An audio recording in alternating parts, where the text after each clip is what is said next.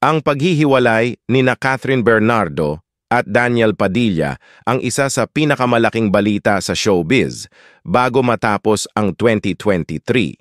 Talagang pinag-uusapan at pinagpipistahan ito ng publiko na may mga iba't ibang haka-haka tungkol sa tunay na ugat ng pagwawakas ng relasyong tumagal ng 11 taon. Ang desisyon ni na Catherine at Daniel na tapusin ang kanilang pagmamahalan ang dahilan kaya nauungkat ang relasyon ni na Liza Soberano at Enrique Gil.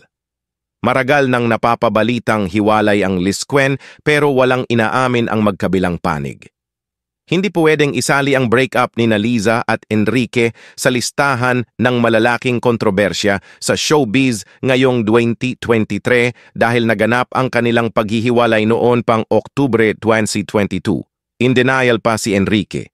Sa panayam sa kanya ng TV Patrol noong April 2023, we're good, ang sagot niya nang tanungin tungkol sa estado ng relasyon nila ni Liza.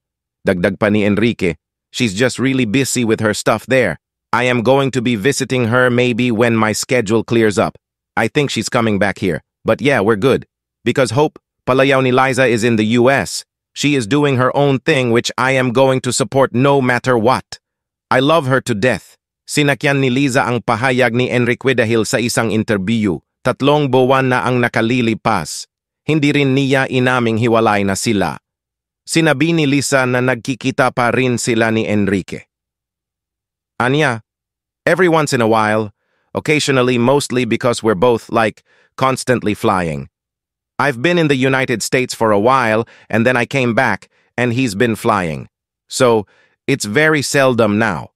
But we do meet, we still do.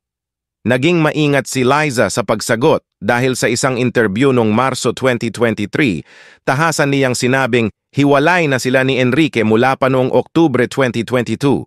Pero may mga nakiusap na huwag ilabas ang panayam sa kanya kaya hindi ito napanood ng publiko.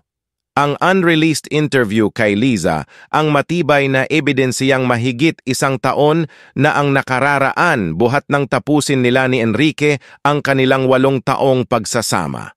Nauna silang maghiwalay bago pa man kinumpirma ni na Catherine at Daniel noong Huwebes, Nobyember 30, 2023.